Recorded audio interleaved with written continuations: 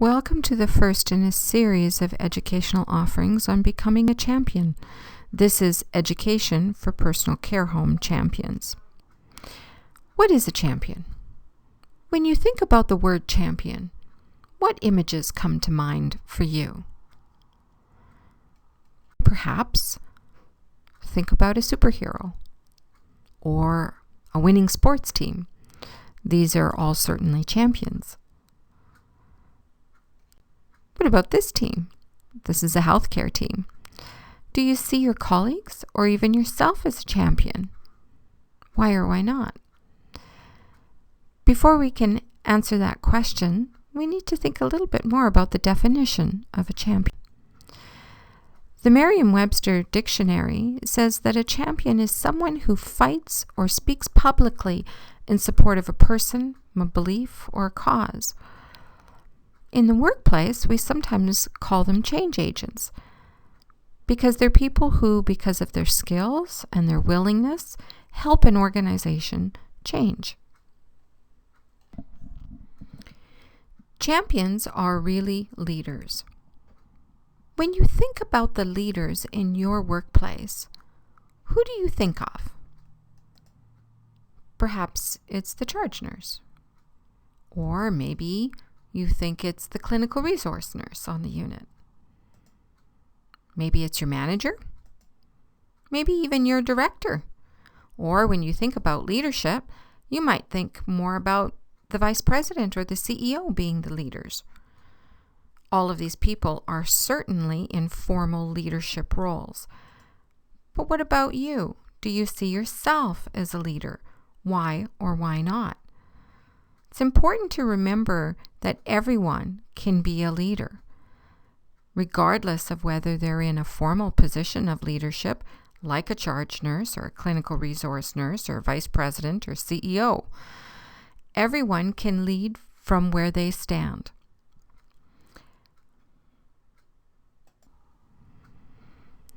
Let's look a little more closely at the role of leaders and champions. What do you think the role of a leader or a champion is in the workplace? What kinds of responsibilities might that person have? What kinds of activities might they perform? Well, they might be a coach or a mentor. They might be someone that you could go to for advice. They might be a resource person. They have a lot of knowledge and a lot of experience, and so you can go to them for all kinds of advice or problem solving. They might be a helper, roll up their sleeves and give you a hand. They might be there to provide guidance. A leader may also be a teacher or a cheerleader. Keep you feeling positive about the work that you're doing. Let's talk a little bit about the benefits of being a champion in your workplace. To begin with, being a champion will give you an opportunity to gain a better understanding of your workplace and your organization as you network with others and learn more about the structure of your organization, its mission and values. You'll be exposed to different ideas and concepts along the way.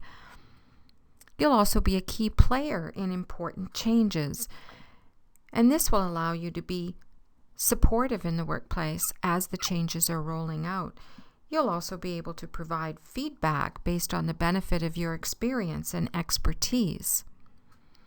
All this will help you to provide better quality of service, not only to your own residents, but also to help you help others in your workplace provide better quality care. As a champion, if you're supportive and motivating, you will help to make the workplace a better, positive place to be. And of course, being a champion certainly adds to your experience and gives you an opportunity to sharpen those leadership skills or develop them for the first time if leadership is a new skill for you. When we talk about leadership and being a champion, we have to talk about competencies.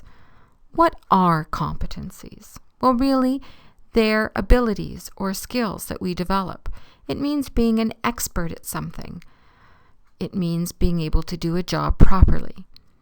And for the purpose of our Champions framework, competencies are those set of skills and abilities that help you become a better champion and a better leader. The first of the 10 champion competencies is patience. Patience is a virtue, and patience is really needed when you're helping to coach others to embrace new ways of doing things. We need to remember that not everyone learns at the same speed or, in fact, in the same way. Some people are very visual. They need to see something. Others need to hear it over and over again. Still others need to handle, manipulate, or practice with something on their own in order to learn. As a champion, this means that you have to be nimble in order to help others learn in their preferred way, but it also means you need to have patience so that you do re-explain things several times and reframe the information. Present it differently so that people can understand it. Most importantly, don't get frustrated with your colleagues or with yourself. Everybody wants to do their best. So count to 10. The next competency is to plan logically. If you're going to be a champion, you need to be able to think logically because learning progresses in steps. And if you're going to try and help people understand a concept, you need to be able to lay it out in a logical way so that people can follow you. You need to think about your end goal first, and then think about every step that you need to take in order to get there. Think carefully about how you will describe each step to your teammates and help them visualize the stages. Don't go too fast or take on too much too quickly. Simplify. This is an important concept if you're going to be a champion. You want to make sure that you use language that your colleagues can understand. You want to break down concepts into simple, easy to understand chunks. And we don't want to go too fast, too quickly, too much, and overwhelm people. We also need to understand that we can't change everything all at once. How do you eat an elephant? Well, one bite at a time. So make it simple. Motivate others. Lead by example.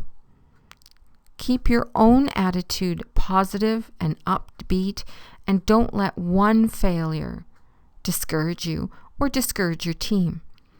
Remember that your teammates all want to do a really great job at the end of the day. We all do. So let's keep that in mind as we move forward. In order to motivate others, help people see the bigger picture. Sometimes we get mired down in the little tiny details and we forget what we're doing or why we're doing it or what that bigger picture is. And show people what's in it for them. If we make this change, X will happen. If we make this change, we might have more time to spend with our residents, for example. The next competency is to be an expert, and that's why you're reviewing this educational module. Being an expert means you not only have some formal education or training behind you, but you also have some experience. And that includes life experience, not just work experience. Sometimes it means that you've delved into a little bit of research. You've looked a few things up. You've read a few things. You've looked for information. And you've networked with your peers and your colleagues, perhaps at different sites, perhaps across different cities or even provinces or even countries. Be an expert. Being a champion means that you are moving towards being an expert. Give clear messages. Use simple language. Be very logical in how you present your information. And be able to explain the why of what we're doing. It should never be, well, because management said so, or because I've been told, or because we have to. It doesn't work well for your children to say, just do it because I said so, and it doesn't work well for your teammates. So be able to explain why, and be able to relate the goals to actual practice. The next competency is experience as a coach. Think about if you were ever a buddy for a new staff member, or perhaps a buddy for a student. Many of you have already done that, and so you have some experience as a coach. Being a coach means providing some guidance and direction, being available for feedback, and generally pointing the person in the right direction. Think about the best coach you've ever had, either at work or in some other aspect of your life. What made that person remarkable for you? What made them a really good coach? And can you embody some of those skills or attributes into your own practice as a champion? Put theory into practice. It's one thing to be able to say how something should be done. It's quite another to actually do it. And so if we want to make sure that the changes happen, we have to help people get from theory into practice. How do we do that? Well, we start with giving clear explanations of what we're doing and why we're doing it and how we're going to get from A to B, step by step. You need to allow people to try. People need hands-on. They need to experiment and work with things for a little while as they gain understanding of new processes and new ways of working. So it means providing opportunities for people to do hands-on and to also be successful. As a champion, your role is to guide and to coach, help where you need to, and provide lots of support, feedback, and praise. What's most important is to not expect that perfection will happen right away. Change is an evolution. It takes time. Expect that it will take time and encourage everyone as they have each little success along the way. Know where to find your supports. As a champion, it's really important that you have a resource base to go to as well. And there are all kinds of resources available to you. There's your clinical resource nurse or your clinical team manager. You have colleagues that are experienced and knowledgeable and have expertise. You have the personal care home program team available to you, the staff development coordinators, as well as the manager, the regional manager, as well as the director. There's the internet, a valuable tool for looking for information if you know where to look. And of course, there are lots of education sessions for you. Understand the connection between education and work. Your education, both formal and informal, the time you've spent in school or in college or university, as well as the education that you get while you're on the job and going through life, makes you a better person and a better employee because it helps you to understand the bigger picture and gives you a chance to flex your creativity muscles. It helps you understand the bigger picture and cements your own vision of the world and the work that you do. All that helps you help others see and understand the vision of the organization. Part 2, approaching others. For some people, approaching other colleagues at work can be a little fearful and intimidating. It can be difficult. And it's one of the skills that, as a champion, you need to develop and hone. Think about the concerns that you might have approaching your colleagues. What are some of the barriers that might come up when you think about approaching your colleagues? Perhaps it is being worried about how they'll receive the information.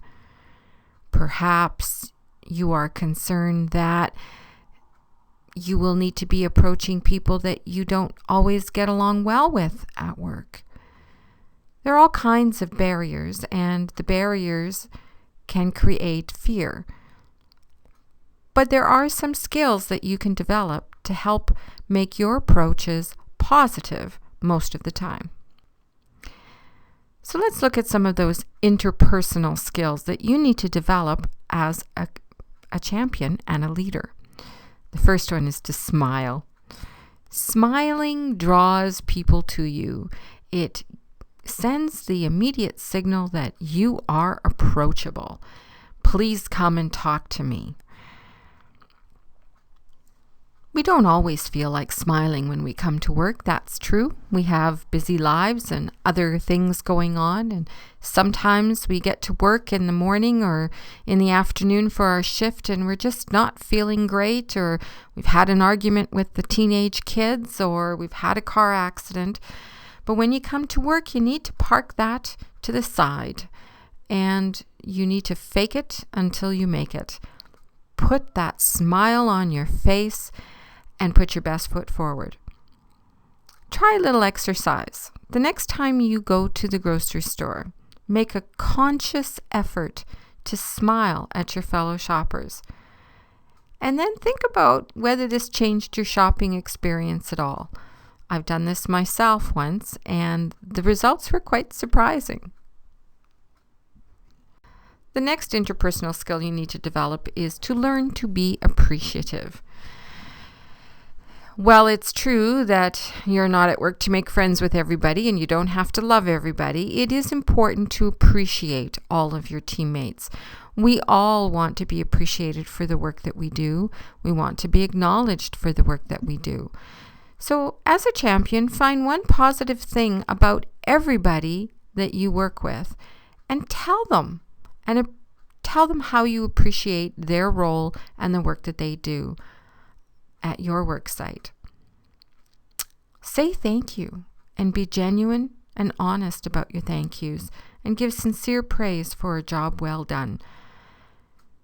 If you let other people know that they're appreciated, they'll give you their very best efforts, and they'll continue to give their very best efforts.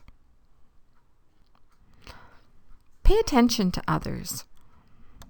Pick your head up every once in a while and observe what's going on in other people's lives.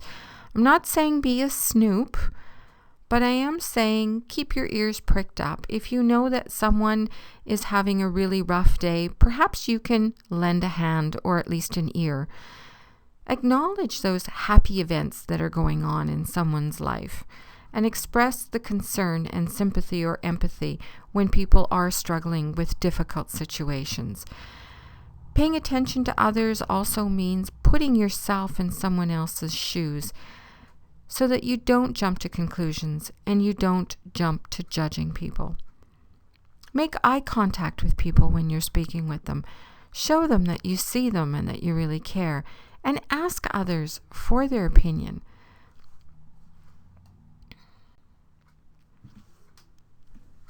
Another important interpersonal skill is to practice active listening. Most of us need to work on this skill. It's a difficult one to master.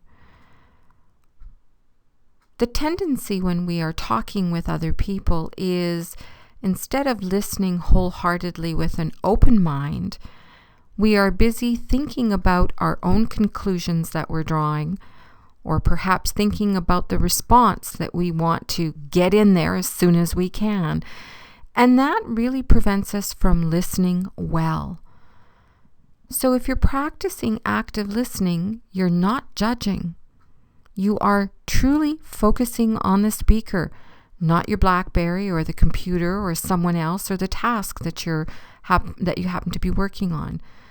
You are also paying attention to the emotion of the speaker, and you're trying to understand that person's point of view. And perhaps you do that by reflecting what was said.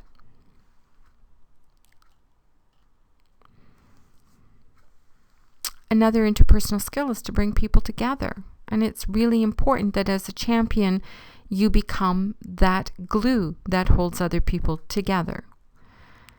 When you bring other people together, you create an environment that encourages people to work together, not in isolation. Have you ever worked in a place where some teammates say, oh, I don't want to work with that person. Don't put me on that wing because I don't want to work with that person. Or I only want to work this shift because those are the people I like. That's a very divisive kind of atmosphere, and we want to try and break those barriers and break those walls down. We want a team that works together well in its entirety. And that means treating everyone equally, being respectful to everyone, being kind, polite, and courteous to everyone, and not playing favorites. Another way to ensure you bring people together is to not gossip. Don't start it and don't engage in it. Gossip is a very destructive force in the workplace. It can be very harmful and can permanently damage relationships. Be accountable. That means knowing what your role is and working to the best of your ability and being accountable for the work that you do. Follow up where you've been asked to follow up. Follow through on the things that you're supposed to do. And check on others to see how they're doing. Always check also to see if you've been understood.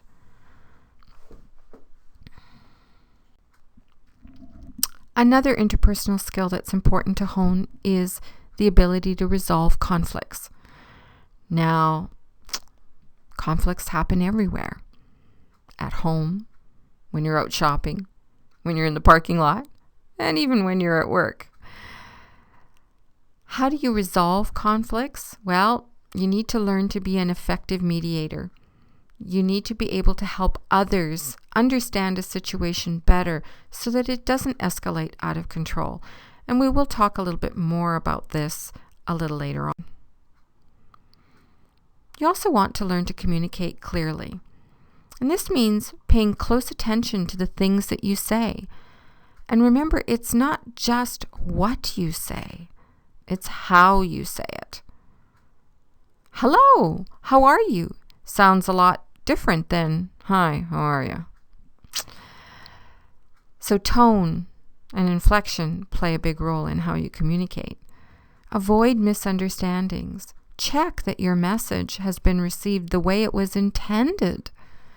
And be clear in your messages. Don't ramble all over the place. It makes you appear more intelligent if you can be clear and direct in your communication, and you will get more respect from your colleagues. Use humor where it's appropriate.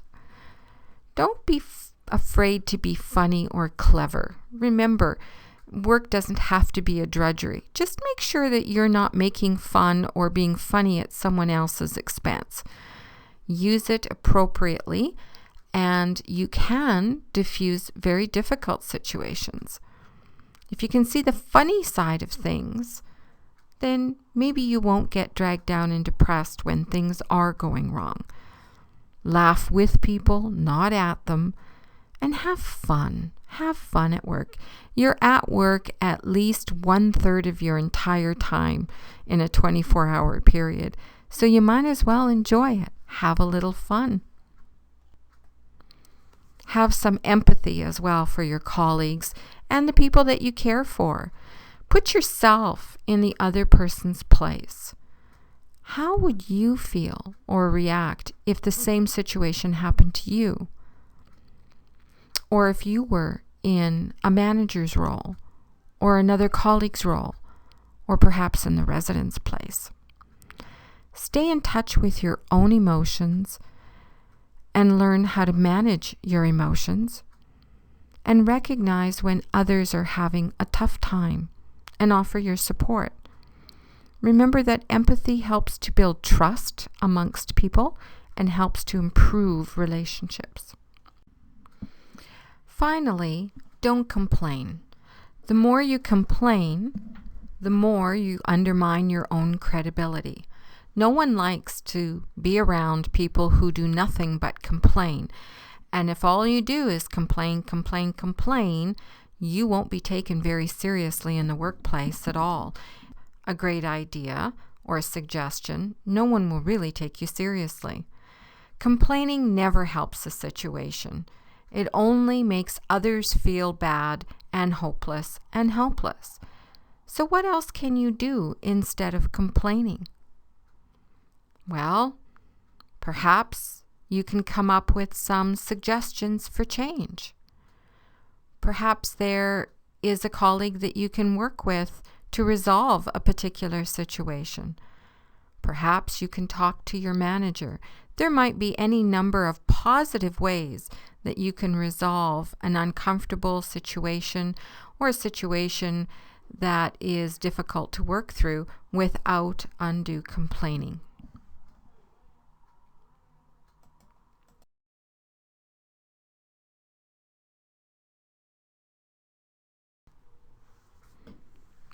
So how can you strengthen these interpersonal skills? Well, there's a few ways, but as a champion, you might want to pretend that you're being watched and graded on your performance as you start to incorporate some of these skills that are new to you, or perhaps you sharpen the saw a little bit by exercising and improving existing skills.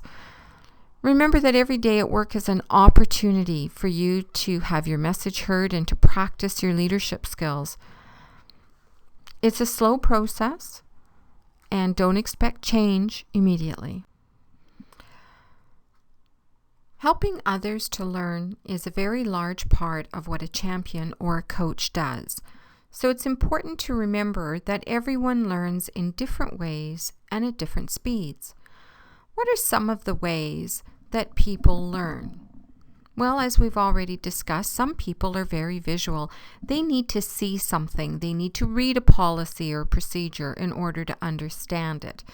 Others need to hear it. They need to discuss it and talk about it.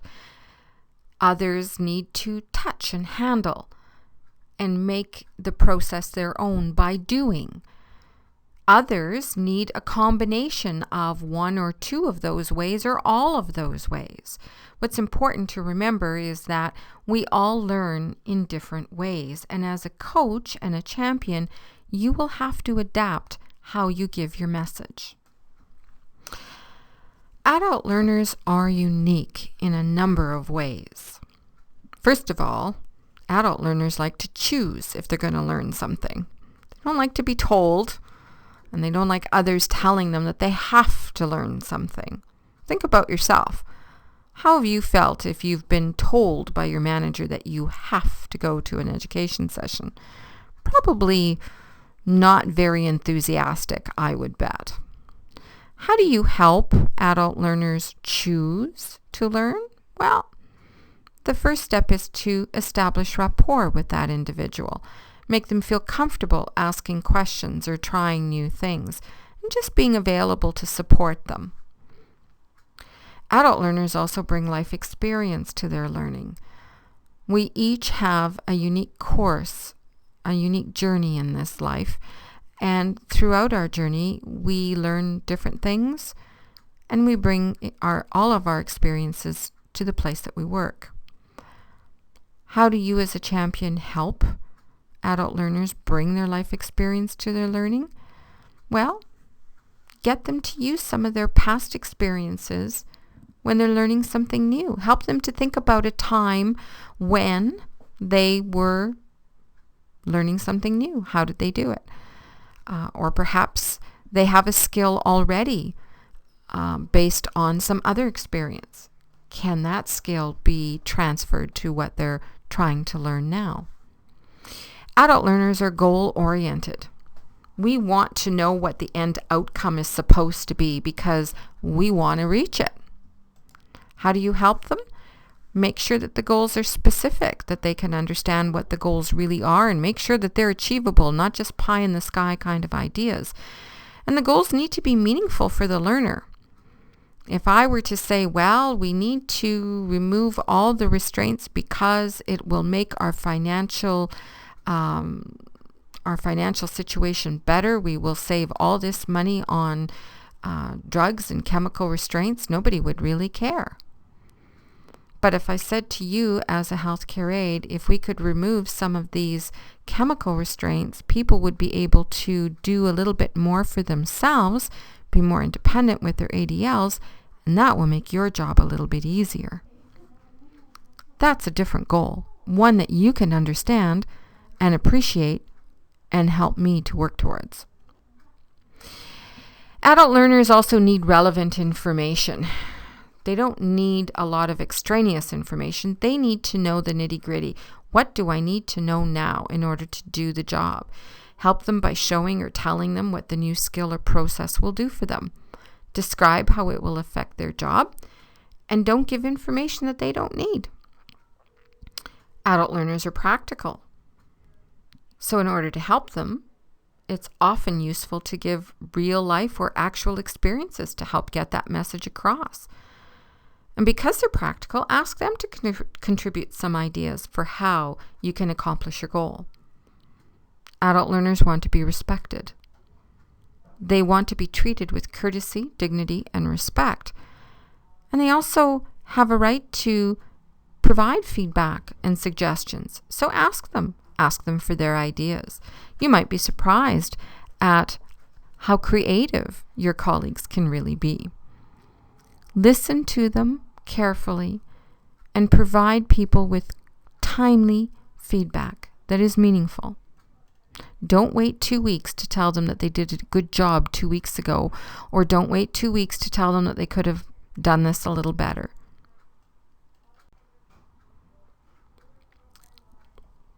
Part 3, conflict. Conflict. It's everywhere, isn't it? It's at work, it's at home. You see it on vacation, you experience it with your coworkers, with your patients, your residents, your families, with your spouses, your children, families, friends, acquaintances. It's everywhere. It's a fact of life. But it's how you deal with conflict that makes the difference. Let's take a look at conflict in the workplace. And we'll look at the cycle of workplace dynamics. So we start with personality differences at the top of the circle, because everybody at work is different. And thank goodness for that. Otherwise, it would be a boring place to work. It would be like the Stepford Wives.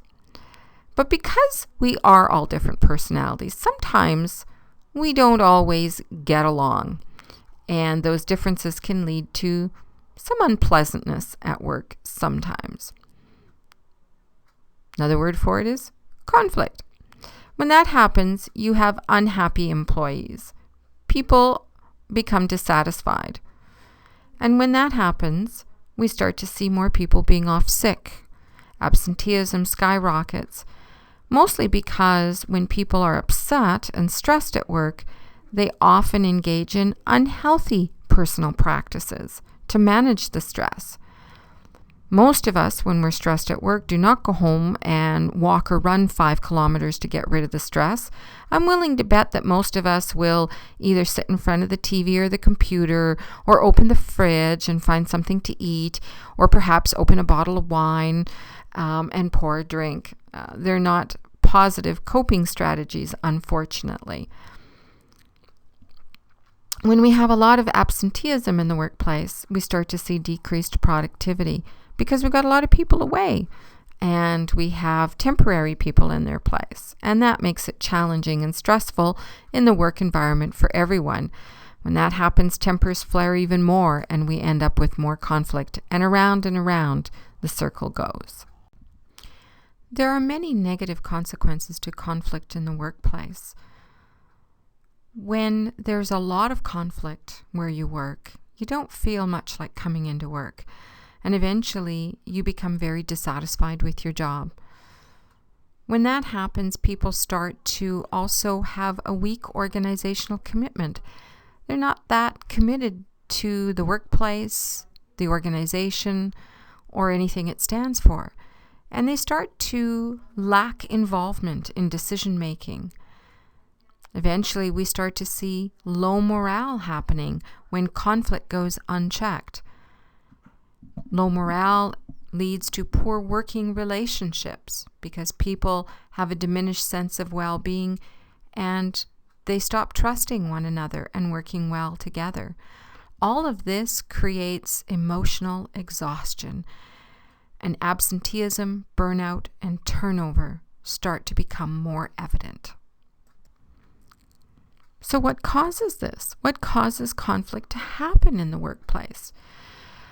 Conflict is actual or perceived issues that include but are not limited to gender issues, race or cultural issues, marital status, religion, work values, education, organizational position, goals, and interests.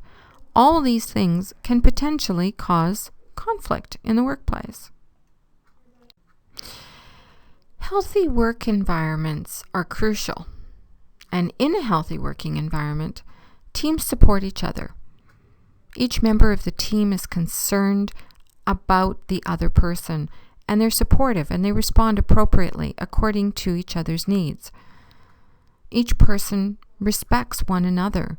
They speak respectfully to each other and courteously, so they both give and receive respect. Team members grow together because people can see that growth is important, and so they're open and receptive to support in developing their interpersonal, emotional, and job skills. In healthy working environments, team members are involved. They take part in what is going on in the workplace. They take part in the decision-making wherever they are able to. And they feel like they have a voice and the ability to influence important decisions. Preventing or mitigating conflict at work is important for all the reasons we've already discussed.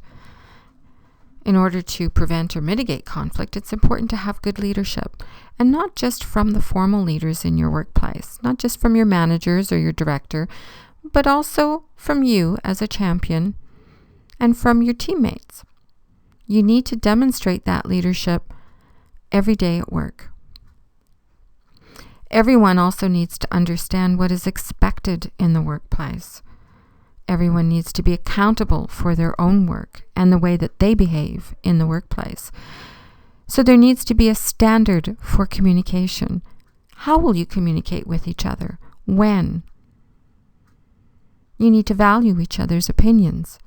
Don't forget, you all come from experience and from different educational backgrounds, but you all have something of value to contribute to the team and to the workplace. It's also important that we understand that conflict is not always negative. When we think about the word conflict, we automatically assume something negative and wrong. But sometimes when there is conflict and there is misunderstanding, it can lead to new ideas and a new shared meaning and understanding, a new vision, a new goal. Finally, here's some tips for managing conflict in the workplace. The first thing that you need to do is really identify what the issue is. What is the real problem? Sometimes we think we know what the problem is, but when we dig a little bit deeper, we find out the problem is not what we thought it was. Also, perhaps your perception of the problem is really different from what the other person sees as the problem. So how can you find out? How can you be sure about what the issue really is? Allow the other person to express their concern and practice active listening. Remember, active listening is a skill that you need to practice and hone. Always acknowledge if you are at fault and reframe your emotions. If you have been quick to judge or you have been testy that day or a little short, acknowledge that you have been and apologize sincerely. Don't jump to conclusions and don't get defensive. Apologize for your part of the disagreement. Be genuine in your apologies. If you were a little too angry too quickly and you yelled, then you need to apologize for that. Remember, you're not accepting all the blame, just your contribution of it. Use honest, open, and transparent communication. This means you don't go gossiping to others. So you don't tell your colleague that you're having a disagreement with one thing and then go gossiping to your friends at coffee breaks something different, because you will break trust and conflict will not only continue, it will escalate. You need to provide constructive and supportive feedback, not just being critical. Well, this is wrong because you did this and you did that. It's not what constructive and supportive feedback is. You need to be clear when you're giving feedback and be supportive by saying, well, this is perhaps how you might change it for a more positive way, or perhaps I could help you. You need to handle conflict sooner rather than later, and that's hard for a lot of us because most of us don't like confrontation. We run miles from it in order to avoid it. But when you let conflict simmer and brew, it becomes more and more difficult to address the situation, and soon the conflict just gets a life of its own. So try and handle it and nip it in the bud sooner rather than later. How do you do that? Well, you invite the other person to talk about the situation. And when conflict is serious, please make sure you're doing it in an undisturbed location so that others don't overhear and you have the time to address the issue. Ask the other person for their point of view and don't interrupt. Listen genuinely with an open mind. Don't start thinking about how you're going to rebut. Let the other person talk. Understand that everyone has their own unique personality. Giving feedback is an art and a skill. Feedback needs to be meaningful and effective. Otherwise, you might as well not bother. And if you're learning the skills to be a champion or a coach, follow these guidelines. Prioritize your feedback. By that I mean understand and know its value. Limit your feedback to the most important items. Don't give a whole shopping laundry list of everything that could have gone better or different. Think also about how you might feel if you were to hear the feedback that you're going to give. Thinking about how it might be perceived if you were hearing it might change how you're going to deliver that message. And don't give too much feedback at one time. You don't want to overwhelm people. Concentrate on the behavior, not the person. Don't personalize the issue. The person that you're giving the feedback to needs to understand that you're not giving this feedback because you hate them. So state the behavior in question, describe how the behavior makes you feel, and clearly state what you want to see change. So for example, you could say, Susan, I need to talk to you. When you come back late for work from your break, you always make me late for my break, or I have to shorten my break. And this really makes me feel like you don't value me or the fact that I need a break. And I know that's probably not true. I would really appreciate it if you could come back from your break on time. It's clear, and it's about the behavior, not about Susan. If you're personalizing it, it would sound a lot different. It might sound like this. Susan, you're just the most absolutely disrespectful, uncaring individual I've ever seen because you can't be bothered to come back from break on time and I'm always late. There's a big difference in those two messages. Feedback also needs to be balanced. So balance the content. One technique is to use the sandwich approach. Positive on either end with the critical part in the middle. Or you could identify specific areas for improvement. So, John, that was really well done, the way you transferred the resident from bed to chair. However, there's one area that I think you can improve upon, and that is when. Offer assistance to meet the goal. John, let me show you what I mean. We'll do a lift together. And so now you have finished the first module in becoming a champion, and you have the beginning skills to start working in your workplace as a coach and a mentor and a champion. Congratulations.